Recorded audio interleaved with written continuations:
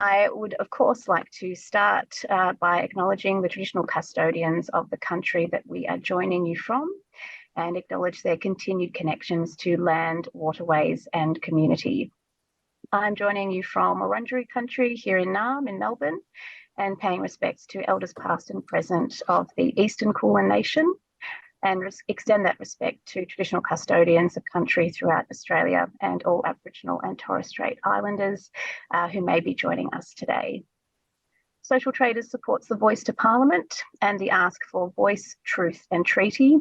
Land was never ceded, and we acknowledge that it always was and always will be the land of Australia's First Nations peoples. We'd love to know the country that you're joining us from today, so you are welcome to use the chat function to pop that in.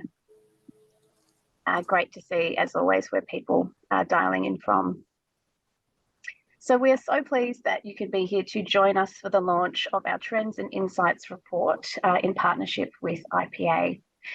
So for those of you who are yet to meet the wonderful team at IPA, they are a certified social enterprise, a recruitment agency and a proud partner of Social Traders in our GROW program and who have sponsored this report. I'm going to hand you over to James Muscat from IPA in just a second, but for now I just wanted to warmly welcome you here today on behalf of both of our organisations and of course thank IPA for their support in delivering this report. And so this is our first Trends and Insights report on targets and motivations in social procurement. And we're really proud to deliver this to the sector, as capturing and correlating this data provides us with the proof points of the work that so many of our members are doing to make the switch to business for good. Reports like these provide us with the hard evidence that social enterprise is catching on, and beyond this, help us elevate and celebrate the amazing impact these innovative businesses create in providing jobs, skills, training, goods and services, and environmental outcomes in our communities. And we're very lucky to be joined by many social enterprises here today. So a special shout out to those joining us. In just a sec, I'm going to hand over to James, and then you'll hear from our impact manager, Michael Stewart, who has so lovingly created this report. And then we are lucky enough to be joined by a fabulous panel who are all from organisations that have provided the data for the report. We will have some time for questions at the end, so please stick around and keep curious. And so thank you again for joining us. And with that, James, I'm going to hand over to you for a quick word. Thank you so much, Miranda. Much appreciated. Hi, everyone. My name is James Muscat. I'm delighted to be here representing IPA Personnel. I'd also like to begin by acknowledging the traditional owners and custodians of the land on which I'm on today, the peoples of the Kulin Nation. I also pay my respects to their elders past and present. And I'd also, excuse me, I'd also like to start out by thanking Social Traders very much, as organisations that have shared missions to promote purpose-led businesses. It's a really proud moment for us to be involved in the launch of this Trends and Insights report. So thank you to the Social Traders team for this report and for your ongoing impactful work. The data contained in the report is extremely useful. I'm sure we'll dive into it today, especially for those of us in the for-purpose sector, but indeed for businesses more generally. It's really pleasing to see that the number of organisations with social procurement targets either set or in development is growing. And for those that haven't yet set targets, the fact that the most common barrier is lack of internal knowledge and resources means that with further consultation, collaboration and knowledge sharing, growth in social procurement is only inevitable. So for those that aren't aware of IPA Personnel, a little bit about us. We're a people-first business with a foundation in social impact. The profit we generate from our staffing solutions goes to driving positive social change. We're a national recruitment agency with 14 offices throughout the country, and we're owned by a not-for-profit organisation called GenU. So 100% of the profits generated through our services are reinvested into the community. Services provided by GenU range from supported employment for those with a disability through to aged care and community programs. In 2022, GenU reinvested $17.6 million into community and supported 67,000 people via employment outcomes for 23,000 job seekers, 1.2 million hours of disability service, and direct employment of 200 people living with disability. And for those of you that are familiar with us, you may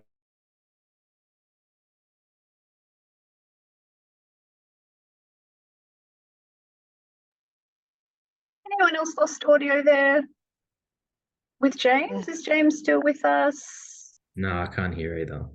Can't hear. I've noticed something a little unfamiliar. We've just gone through our first rebrand in 30 years to update the look and feel of our brand. And we feel that the world of work is changing. And as an organisation that works closely with both hiring managers and candidates alike, it's a shared journey built on trust, understanding and quality service. Our dream of reinvigoration has developed a renewed approach within the recruitment industry with our people-first ethos, understanding that work means something different to everyone. Our teams are committed to finding the right fit, no matter who you are or what your business. In 2021, we commissioned the State of Social Procurement report in partnership with Social Traders, the Chartered Institute of Procurement and Supply, and Akina New Zealand. The Centre for Social Impact at Swinburne University led a research project to better understand social procurement drivers in our region. Among many of the findings, some of the key highlights were that employment of people in local areas and inclusion and jobs for disadvantaged people are the top benefits influencing business for good. Recruitment and human resources expertise rank in the top 5 services purchased through Business for Good, and 86% of businesses surveyed say social procurement will become more important because governments and customers expect Business for Good. In addition to committing 100% of our profits to our parent organisation, as a relatively large supplier of recruitment services in Australia, we see our social impact as multifaceted. We're committed to ensuring the candidates we place experience meaningful outcomes. So each month we ask how we've helped to change their lives. Importantly, more than 90% of surveyed IPA placements were positively impacted by their ability to stay employed. More than 80% of surveyed temporary employees would choose to continue their IPA job placement, and more than 70% of our clients are rated 4 or more out of 5 for safety and inclusion by temporary and permanent placements that we make. And more than 65% of surveyed job seekers placed by us are managing their work situations better since joining us. So on a final note, I'm sure I can speak on behalf of all of us online today to say that I'm excited to hear from the panellists. Conversations like today's are central to the continued advancement of the important work taking place in the for-purpose sector. So thank you to everyone in attendance today. And once again, a special thank you to Social Traders team for leading this important conversation. Thanks so much, James. Terrific as always to hear about IPA Personnel's impact. We did lose a little bit of audio there, so apologies for those of you who didn't catch all of it. But James, perhaps we could, we've had a bit of an ask for some information in slides, so perhaps we could grab that. No, not at all. We could grab some of that top level info and share after this session. Thank you. Yes, thanks. Thank you so much, James. Now with that, I'm going to hand to Michael Stewart, who's going to speak a little more to the data in our report. Michael, you're with us. Thanks. Thanks, Miranda. Hey everyone, so I'm excited to share some highlights from this report. If you'll keep an eye on your inboxes after this meeting, we'll be sharing the full analysis that we conducted in our first Trends and Insights report, which primarily is sourced from surveying the Social Traders buyer members and getting their experiences in social procurement. We'll obviously be hearing from the panel shortly after this for some more detailed questions. But in the meantime, I'll step through some key highlights of the report.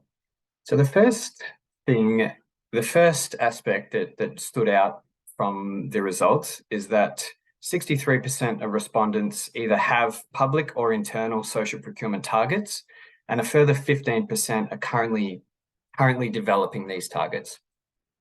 Now, this is much higher than previous surveys have shown, including the State of Social Procurement, which was published in 2021. which had just 36% of respondents having social procurement targets. So we're experiencing some rapid growth in this area. Of course, we should be taking into account that these results are from Social Traders members. So these are businesses which are showing interest in social procurement as already and are on their journey. The next thing that became very apparent is that setting targets has yielded great success. 74% of the respondents in this survey have met or exceeded those targets. Now, what this tells us is that setting these targets shouldn't be scary.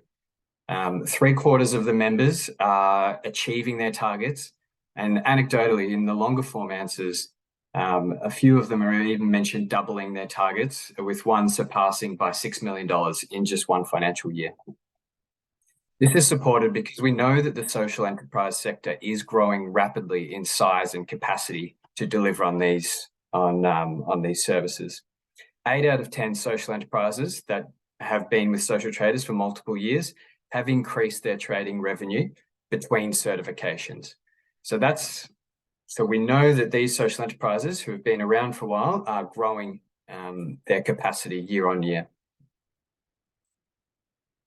The next thing we've noticed is that customer expectation and reputation is a major motivation for setting these targets. 68% of the respondents selected this as a motivation for setting their social procurement targets. This includes 5 of the 6 ASX 200 listed respondents in the survey, which demonstrates that this is on the radar of market leaders and correlates with other research that we've seen this year, with PwC publishing a survey from February this year, and they had 70% of their surveyed customer base showing that they were willing to pay more for sustainably produced goods. So demonstrating that customer expectation is really rising in this area.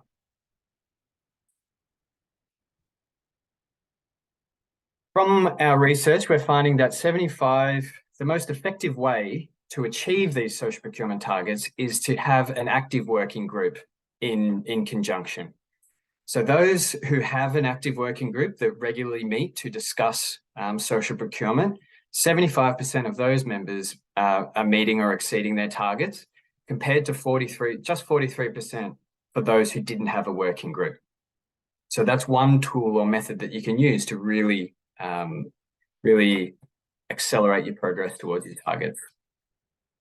We know that policy can be a major factor in the motivation of our buyer members. In Victoria, for example, which has the social procurement framework, which many in the room will be familiar with, that's been in place for a few years now, and we're seeing 73% of our members, our Victorian members, said they were responding to mandatory requirements when setting their targets, and this is just 30% in other states and territories.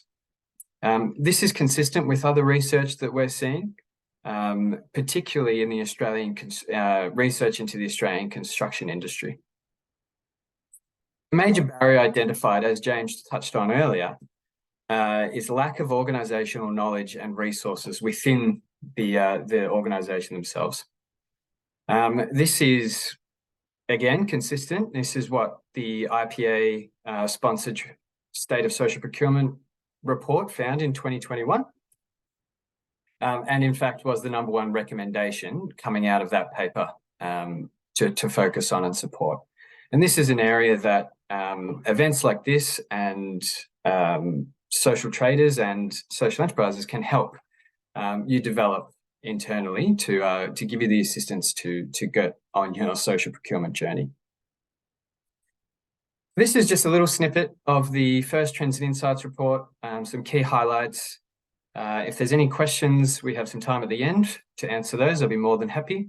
And as I mentioned, please look out for your inbox for the full report, which we're hoping is the first of many Trends and Insights reports we're able to share with you all today. Thanks so much, Michael. And yes, it's always nice to be first in the know with these kinds of things. So you will all have exclusive access as attendees to this event with that fresh in your inbox after today. So we hope you enjoy reading it. And a big congratulations to Michael and his team for putting this together. So now I would like to welcome our panel. Very grateful to them for giving up their time today and sharing their insights. Just the next slide, if you could, Michael. Thank you. I would like to warmly welcome Katrina Brooks, Social Sustainability Manager with Mirvac, Thomas Poulton, Head of Sustainable Procurement with Macquarie, and Mel Raby from Social Procurement and Inclusion Manager with John Holland Group. Thrilled to have you all with us today, and really pleased that you could join us, so welcome.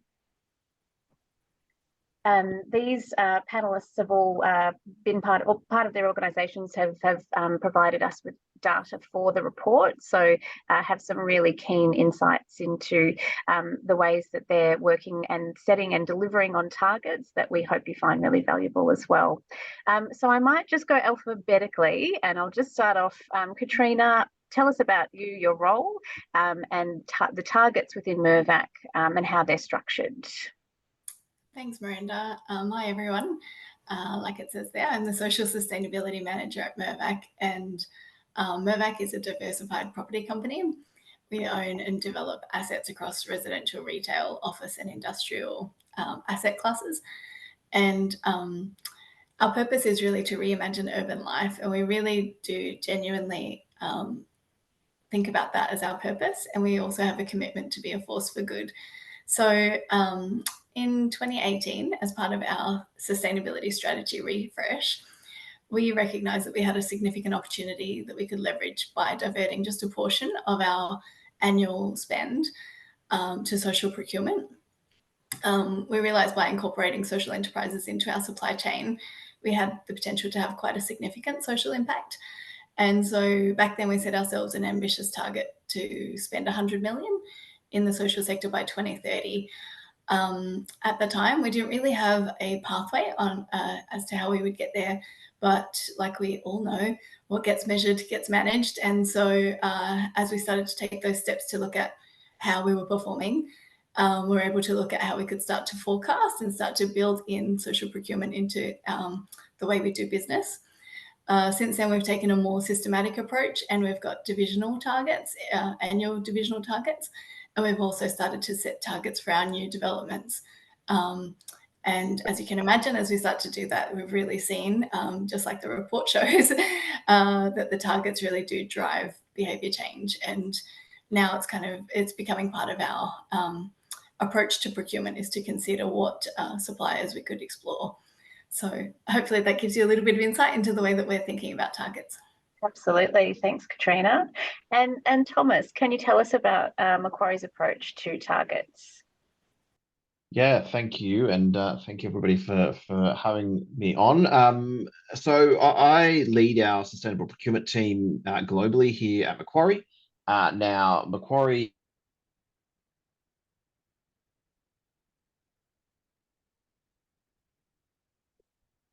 kind of this organisation that has our fingers in many pies, and I think similar to Katrina, our purpose is kind of very nicely aligned with the whole social procurement space, that of empowering people to innovate and invest for a better future. So we've set targets around diverse suppliers as kind of a broader group at this stage, both diverse in terms of ownership and diverse in terms of size. I guess the challenge with having a global program is when we think about things like metrics, etc., generally it has to be fit for purpose everywhere, and certain markets don't really have some of the concepts that we do here in Australia. But certainly when it comes to social procurement, and particularly here within ANZ, we're now going through the process to try and find specific categories of work where we can look to invest further into social enterprises and kind of creating that specificity where relevant. And I think similar to Katrina, the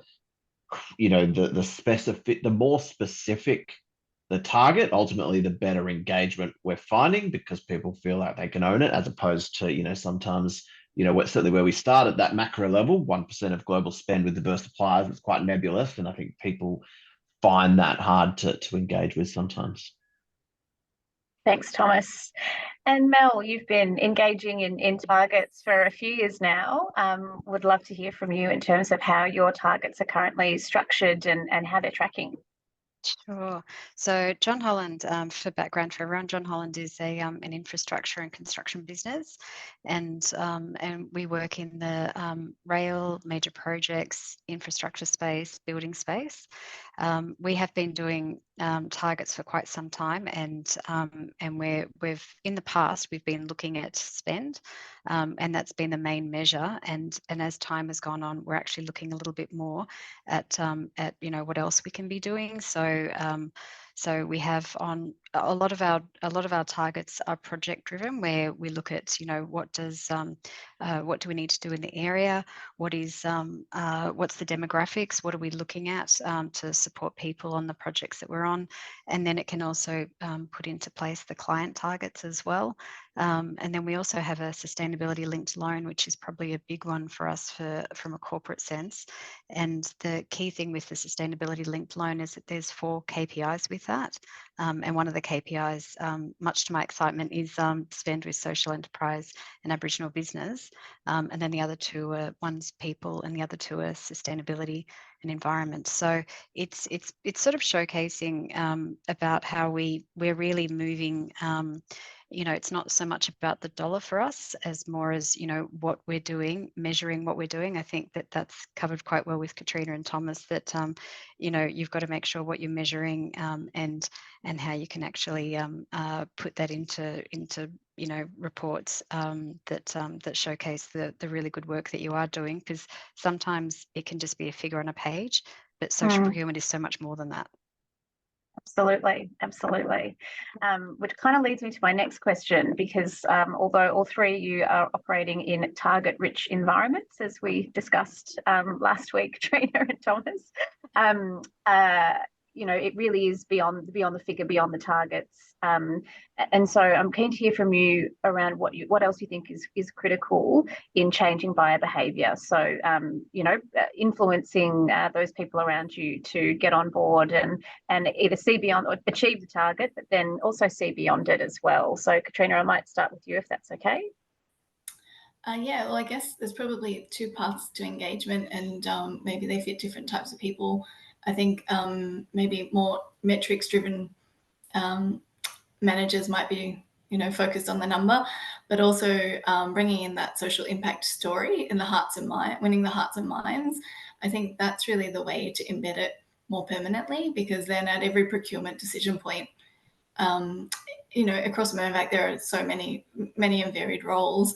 We can only set targets in specific parts of the business, but if everyone is thinking about supplier diversity at every procurement point, well then, we'll start to see traction across the business. So, I think that's probably, bringing the human element into it is tricky but important. Absolutely. And Thomas, from your perspective and Macquarie's, what else creates that kind of enabling environment beyond targets for social procurement? Yeah, I think one of the things I'm lucky enough to get to do in my role, because it's global, is go and talk to my peers kind of in the US and in EMEA. And one of the things that I think has stood out for me with stakeholders here in Australia is I think there's still a perception of supplier diversity and to a more narrow view, things like social enterprise as being like proxy charity. So it's like giving money away and it's not like an investment. Whereas I think there's a story that needs to be told here around that impact and around the value that comes from the engagement of diverse suppliers. And that certainly came through for me when I was chatting to a bunch of people in the US, that they get that the investment into diverse suppliers brings value to the business beyond just the direct service being consumed, whether that's a different way of thinking about things, whether that's resulting in things like innovation, whether it's different perspectives on a problem, whether it's putting my capitalist hat on access to new markets because you're creating relationships with new parts of the community and the society. There's this real recognition that supplier diversity is not just like a nice thing to do, but actually it's good for business and it brings a different kind of lens and perspective to an organization rather than a traditional supply chain. And so that's certainly been one of my mantras here within Macquarie, is really trying to sell that value and that impact. And I think that's one of the things that really excites me about, social enterprises in particular, is that's core to the mantra of a social enterprise, that impact, that measurement of impact. And so, to be honest, it's quite easy to tell that story beyond just the dollar spent within the social procurement space. Yeah, wonderful. So great to have that international perspective, Thomas. And Mel, I know you've touched on this already. I know John Holland is great at sort of telling those human stories and how they relate to the business. I know you would see that as being key, but what else do you think really drives that behaviour and that championing internally of social procurement? I think it's really on every single project that we have, we always have, there's a business that people can always connect to. So, whether it's a site manager that has no inclination to think about social procurement as much as I do, which is okay, they don't have to, but they will, there'll always be something that people can connect to and they can relate to and they can see. And I think that we all have an ability in us to look at businesses and look at people and want people to win. And so seeing someone who hasn't been given a chance, who hasn't had an opportunity for whatever reason, maybe life just hasn't turned out in particular ways for them, and just understanding, what it is that they need and being able to say, hang on a second, we can actually help with that. So I think exactly what Katrina was saying, it's the hearts and minds aspect. And everyone will be able to connect to that.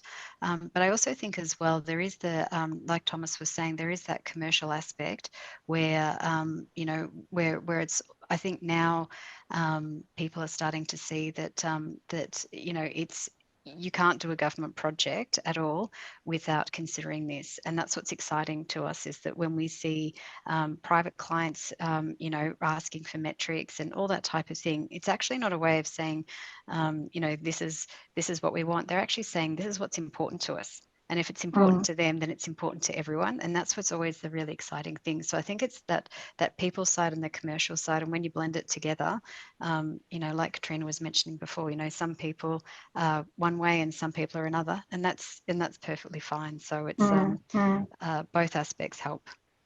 Absolutely. And Mel, just another one for you, picking up on one element touched on in the report. I know John Holland has a great sort of, social procurement working group. What do you think are the keys to that being successful in driving the agenda forward?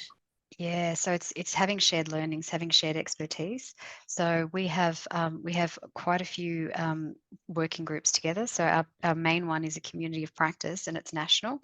And so you've got people from different states attending, people with different job titles, different backgrounds, and afterwards, you can connect with someone and say, exactly what you're talking about. Explain that further. Why didn't that work? Why did that work? Because we're going to do something in this state. And so I think having that lessons learned, and we're always sharing when a program went well, why did it go well? When it didn't go well, why didn't it go well? So then that way we've just got that continuous improvement and just that raw honesty with everyone being able to share. And then we have various groups that meet statewide as well. So then you can talk about a various state policy, and it's just having, so you're not reinventing the wheel, you've just really got that shared learning. Yeah, absolutely. And Thomas, is that similar for you in terms of that internal engagement, in terms of a working group to understand and disseminate targets and build that buy-in?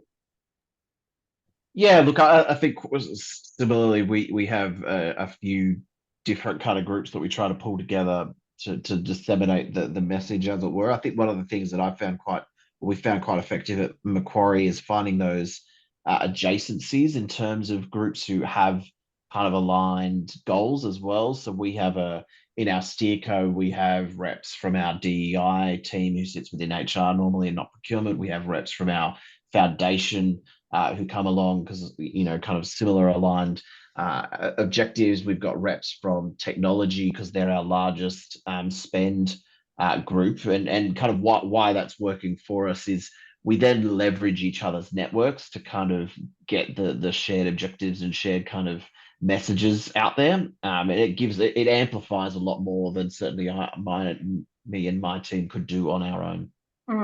Fantastic. And Katrina, keen to hear from you on that one. What does Mirvac's sort of internal working groups look like? How is that support operationalised across the business?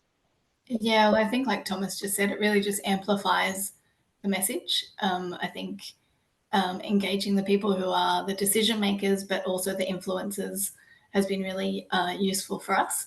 Getting like-minded people involved at different levels of the organisation so that it can be considered at various points in decision making. So it's really been quite helpful for us to get traction across the business. Yeah, fantastic. Katrina, I'm going to stay with you for a second, if that's okay. Social traders plays a really important role as an intermediary in understanding the capacity and capability of the social enterprise sector as they relate to targets. So government mandated targets and targets that are self-set. We're doing some really interesting work with Mirvac around supplier development, which I'd love you to speak to, but really keen to hear your perspective on how important that has been to Mirvac in achieving targets or being able to sustainably grow the social enterprise sector. Yeah, well, we are pretty excited to be working on our new supplier development program with social traders. And that really came about, I would say it's a true collaboration when we were discussing the challenges around finding social enterprises that could meet the requirements of a large ASX company, which is undoubtedly a nightmare as a supplier, I imagine, trying to cross all the hurdles and all the paperwork that comes with that. So when we started to think about, well, what could we be doing to help grow the sector? Working alongside Abby, we started to develop this supplier development program and launched it just recently. So it's just a pilot this year, and we're supporting 4 social enterprises through the program. And probably what is maybe most unique to, maybe others have heard of other supplier development programs is we tried to find some social enterprises that would be potential suppliers to Mirvac into the future. And hopefully they will become at the end of this program, but also matching skill sets within Mirvac to help mentor the social enterprise candidates. So we're hoping they'll get a bit of an insight into what it takes to work with the ASX company, but also that we can share our knowledge and understanding of what those processes and hurdles look like, and even just to be a sounding board and a guide mentor for the social enterprises that have ambitious growth plans. So it's early days, but I'm really hoping that it'll be successful, and then hopefully some of the other corporate members could join. Yeah. Absolutely, Katrina. We were so excited to launch it. I'm not sure if Abby is here on the call, but really unique piece of work that we're doing that we hope has lasting impact for the enterprises, and as you said, can be something other members can get involved in to build capability in the sector. Thomas, back to you on that one around sort of supplier development and investment. You mentioned the Macquarie Foundation before. Keen to hear what Macquarie's attitudes to growing social enterprise capability and capacity. And yes, Abby is in the room. Hey, Abby.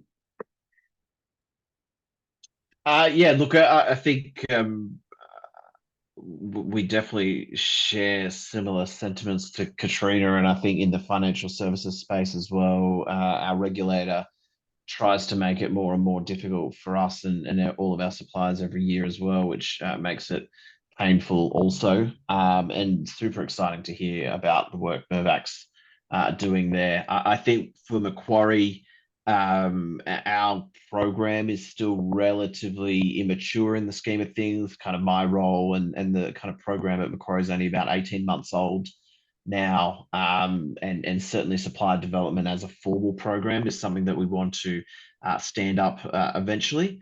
What we're doing at the moment is working with some of our partners in this space. So our kind of property outsource partner has a very mature program that they have been running in the US for a while, and we're kind of working with them to bring that out here to Australia. But I think what I was reflecting on in anticipation of this question and reflecting on the conversations with the partners in the US, I think maybe we're missing a trick here in Australia. And maybe to your point, Katrina, is that collaboration amongst us as buyers to do this more holistically rather than kind of organisation by organisation. I got to go to a couple of the conferences that WeBank and an MSDC were running over there when I was there earlier this year, and just the interactions that all of the corporates have with each other and the kind of level of collaboration. It's not a competitive kind of space for them. They all want to see the kind of diverse supplier business community be uplifted as a whole. And I think we've got great pockets of that here in Australia, and I wonder if there's an opportunity to try and bring that together in some broader capacity so that we're all working to the same end and leveraging, I guess, the collective capability that we have as either procurement teams or DEI teams or social kind of sustainability teams. Love that. Thanks, Thomas. And Mel, you've got so many great examples of kind of deep partnerships with social enterprise to build capability. Would love to hear your thoughts on how you're developing the sector. Yeah, so we've had times where we like an example being we worked with Unisys group, which is a canteen that we had on our site, and we had it on our site for about a year and a half, and they weren't a social enterprise then, and we could see the really good work that they were doing. So I think the thing is it's really understanding yourself and what you are with the link in the chain. So I knew as a link in the chain that I could say to them, hey, you are, your business will explode and get so much bigger if you become a social enterprise, because you're already doing the good work. You're already working with disadvantaged women who have escaped domestic violence. Like, the heart and soul was really there with Linda. And so it's just like amplifying that and being put on the big screen. And so we pushed her for about a few months there just to and then as soon as she put her application in, she got certified immediately. It was very, very fast. So and rightly so, because she was just doing such a wonderful job. But the thing is as soon as that happened, there was businesses lining up to work with her. And I just thought, whereas I could see that, as a canteen, you just get lost in the midst of all the other canteens that are out there. So it's really understanding, what can I do to help?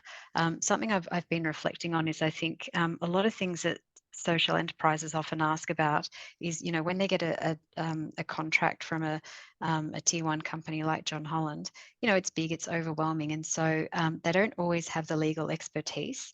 So it's something, if we could actually see, because, a John Holland person can't really tell them about the legal aspects. We're not, what I mean? You need to have another person. So a lot of companies have someone who is pro bono for them.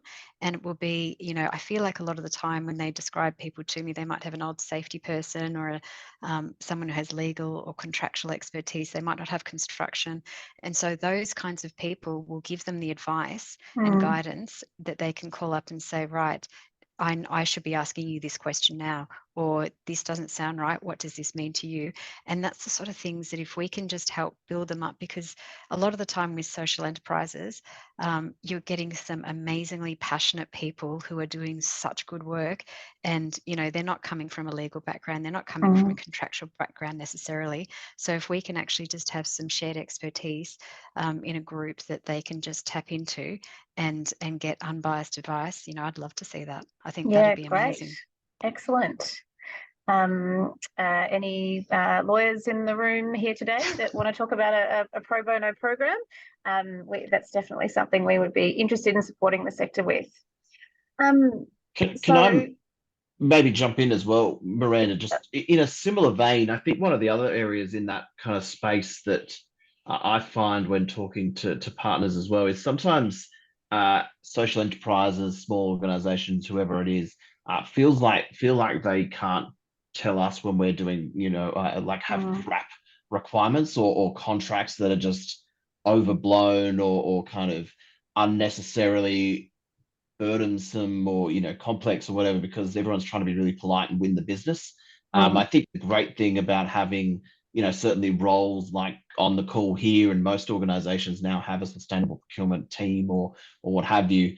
I'd certainly encourage people, tell us where we're doing things that just make your lives really hard or painful. And we can't change everything, but I think as corporates, sometimes it's easy to forget that not everyone else is a corporate, and we're used to all the crap that we deal with, and we've just kind of become to accept all of the crap that we deal with. And so understanding what those barriers are, where you're finding it really hard to lean into an organization, where it doesn't make sense, where it's whatever it is, or you think it's just dumb, telling us and letting us know, so we can either say, okay, yeah, no, I recognize that, we all think it's dumb, but we have to do it anyway, or oh, actually, I didn't even realize from your perspective how painful or silly that would be, is really helpful. And just maybe to illustrate that, at Macquarie, we digitize our supplier onboarding process, because as a corporate, we want everything to be digital. It all helps when everything's digital. It all, we talk about digital, da, da, da, da.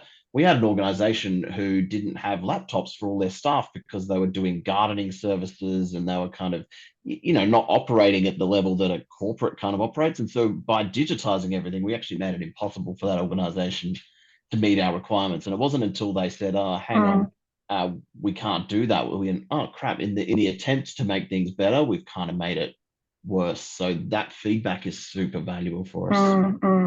And I think, we often hear that feedback only comes when there's a relationship and where there's trust. So I feel that's super important, and being able to have that dialogue and understand that power dynamic that exists, and seek that feedback. We've sort of touched on this, but my last question is around collaboration. So I think we've spoken about how, developing suppliers, supporting suppliers benefits everybody who buys from them. But keen to kind of hear from each of you around what collaboration looks like, either between enterprises, between intermediaries, between business and government buyers and each other. What does that look like to you currently, and what would you like it to continue to look like? Katrina, I'll start with you. Yeah, well, I guess when I think of collaboration, one example that comes to mind is when we partnered with Mates on the Move, a social enterprise that we've been working with for a number of years. I'm not sure if Lois is on the call today, but we recognised during COVID their business really took a hit, and the core service that they provided wasn't really required during COVID just because of the lack of people in offices. And so we worked with them to find other services that they could deliver. And from their account, it really helped get their business through that tricky time. And I think it probably comes, like Thomas just said, it comes through that feedback and trust, that you can only have those kind of conversations where both parties can be honest with each other and find those opportunities for collaboration. So in terms of a buyer supplier relationship, I thought that was a really great example of collaboration. But I just wanted to come back to that idea, Thomas, that you raised of corporate collaboration. And I do wonder if there is an opportunity for us to come together as buyers and look at whether there are opportunities for us to streamline some of our onboarding processes, or have some consistency to at least make it more easy to universally supply to a big organization. Maybe having some consistency would mean that if a supplier was able to provide to one organization, they could use the same paperwork for another, something like that. So it's probably opportunities for us to be more collaborative in this space. Yeah, great point, Katrina. Thomas, what are your thoughts on that? Yes, all of that is great. I think we've got some great existing communities of practice and collaboration kind of groups here in Australia that I'm part of.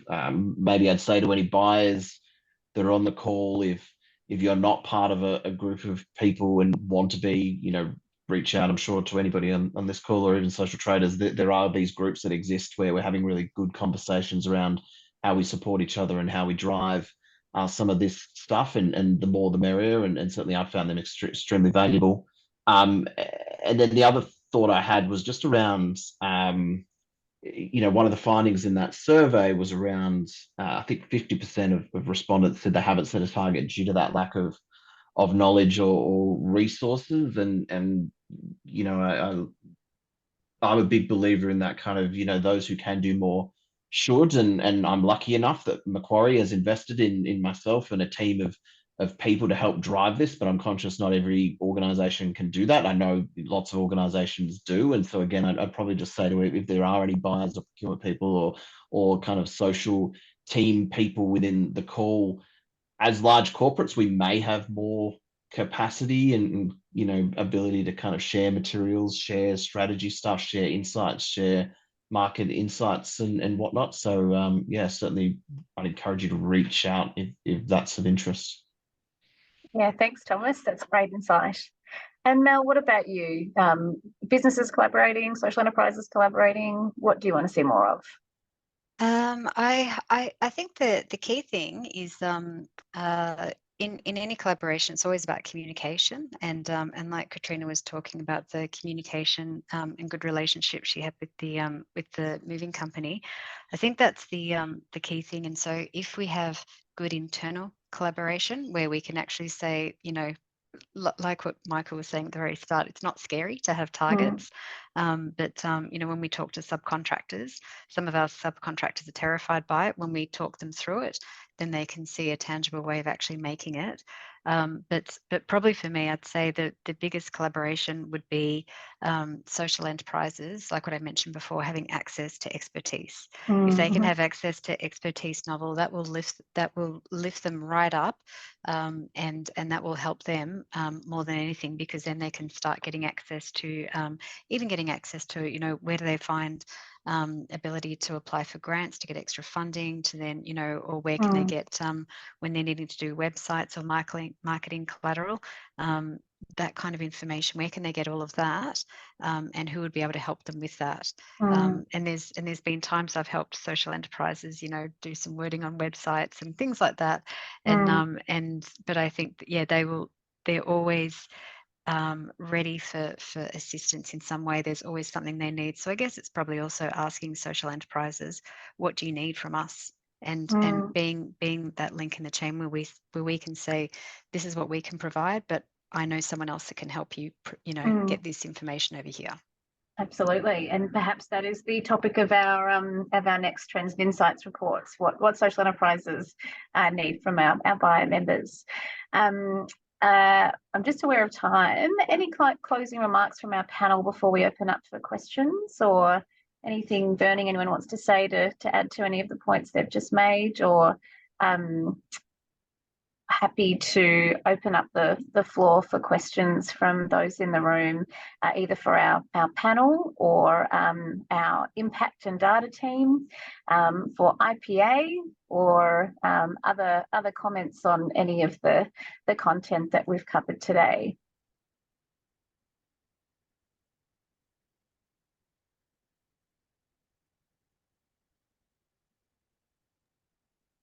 I can see people typing furiously in the chat. I can't, but I'm hoping that's happening. I've got a question just to continue what you were just saying then, Mel, about the tier 2 or the subcontractors. It's obvious, like, given the range of social enterprises and selling to a tier 1 supplier directly, there may not be those opportunities that fit all the different various sizes of social enterprises. How have you motivated your subcontractors to get on board? So what sort of tactics have you used to help break down those packages down the supply chain? So it always comes down to two things. So it's always the people stories and giving them a connection into something that's a bit of a hook that makes them realize, they can transform someone's life. That's often one way, or otherwise contractual. And I remember very much working with a business that were in tender time, and they were just not interested, and you could just see that they were just really not engaged, and it got to a point that I just said, look, at the end of the day, when you don't win work in 5 years from now, I'm the reason. I'm telling you why right now. And that got them, suddenly the notepad for the first time flipped open, and suddenly they started to take notes. And I thought, oh my goodness, I can't believe we had to get to that. But we do prefer the approach of, just actually getting there and saying, and it's also as well, a lot of our subcontractors don't realize that they're doing something already. So that often happens where I'll talk about a particular business and I'll say, oh, that's, that's an Aboriginal business, or that's a social enterprise, or, and then they start to go, oh, hang on, I already use them, I already do something. So it's just giving them that awareness. But a lot of the time it's just saying, here's a business you use now, here's another business that you could use that's very similar offering. And then they make that switch. Once they also know that it's proven, so, oh, that business is used over here, or everyone else uses that business, then they start to just get that, okay, it's not just, it's not something brand new. It's not a business that's untried and untested. So it's having that assurance that way. That's so funny that you mentioned who's when they're already working with social enterprises. So we do baseline reports here when a new member joins on, and they're always surprised at how many social enterprises they're already purchasing from. That's consistently what we see. So that's good to hear that confirmed. Thanks, Michael. I'll pick up on a question from the chat. I know Kirsty is on the call. Kirsty McDonald is still here. We've got a question from Christina. Christine, does anyone know if there are social traders incubators that are providing additional service to build capability? That, of course, is our GROW program, for those who aren't aware. Kirsty, would you be able to give us a quick 30-second overview of the GROW program for social enterprise? Yeah, absolutely. So the GROW program we have at Social Traders comes from a social procurement lens. So it's different to some other incubator programs where we have a number of assumptions going into the program, that you have products and goods and services all checked out and are working towards your social value and your social goal. And so we work towards a program logic that is demonstrated through research to help build your ability to present yourself professionally and secure long-term contracts. So we have some great outcomes already, even though the program's only been around for a year or so. And if you are interested in the program, I would encourage you to contact us. We do have a bit of a waiting list, but there's always opportunities. There's more information on GROW on our website, and we also do have some fabulous Social Traders buyer members who sponsor GROW, currently sponsoring GROW members, which is really great to see and a great way to support capability building in the sector. Alex, a question for Michael. You mentioned that your insights were drawn from a survey of Social Traders users. Do you have any sense of whether they align with the market more generally? Great question. Michael, are you happy to speak to that? Yes, so full breakdown of those who've responded will be in the full report. I can't bring it up, and off the top of my head, I can't remember exactly. I do think it's majority construction and infrastructure making up the respondents.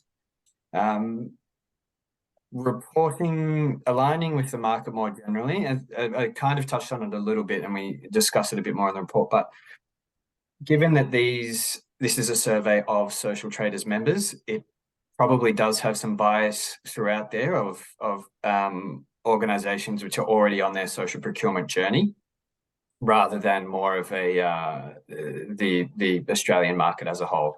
So we do expect that to be a little bit higher. As I said, there is a State of Social Procurement report published 2 years ago, which found 36% of all respondents had targets. So hopefully that answers your question.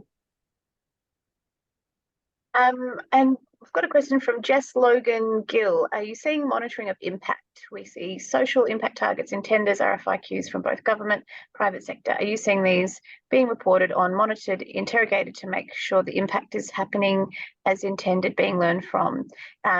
Jess, are you referring to sort of self-monitoring, or I'd love you to speak a bit more to that if you're still on the call? Or reporting through the supply chain, or is Jess still with us? Or Michael, can you, if you understand that better than me? The way I read it is from a buyer perspective. So monitoring of impact, for example, that the procurement is creating. We do see that most commonly in those larger organisations who do have the capability. Obviously, there is a lot of requirements when working with government, state government projects to report on your social outcomes. So we are seeing those with capacity measuring and keeping on top of the impact that social procurement spend creates. We at Social Traders have, as part of the membership, we can provide you with impact reports. So if you submit your social procurement spend to us, we can help you translate that into tangible outcomes in terms of employment outcomes, community services, environmental outcomes, and funds donated to charity. So we can certainly help with that as well. Thanks, Jess. Sorry, I saw that just jump into the chat now. So thanks for clarifying. Hope that answers. Any more burning questions from anyone here today, either for the Social Traders team, our wonderful panelists, or IPA? I was just going to quickly add in, just further to Jess's comment, one thing that we're trying to make sure of is that everything we do is auditable, so that when government clients are asking us, we can say, here is the information, this is how we got there, and it's trackable. And I think if every organisation has that, I do believe that the DJSIR, Department of Job Skills, Industry and Region, I believe that down the track they'll be looking at auditing that. So we'll see that coming into play soon. Thanks, Mel. We're nearly at time, so I did just want to remind everyone about a few exciting things coming up for Social Traders. Cue next slide, please, Michael. Thank you. We are very excited to be having our 2023 Business for Good Summit on October 31st, so rapidly approaching. It is all online with some great speakers. The program will be announced shortly, but registration is already open and open to all, so please jump on and secure your tickets. A really great afternoon of learning and hearing from social enterprise, social procurement peers and thought leaders. So please get on board. If you haven't yet downloaded PACE 2023 or PACE 23, our latest copy of PACE, that is available on our website as well, if you just can't get enough of our reports and our data. And then, of course, you will be receiving today's Trends and Insights report sponsored by IPA. You'll receive that in an email after this session. So once again, a huge thank you to our panelists, a huge thank you to IPA for supporting the report, and thank you all for attending today, and enjoy the rest of your afternoon. Great work, Miranda. Thank you. Thank you. Thanks, everyone. Thanks so much. Thank you. Thank you. Everyone. Cheers. Bye. Thanks all.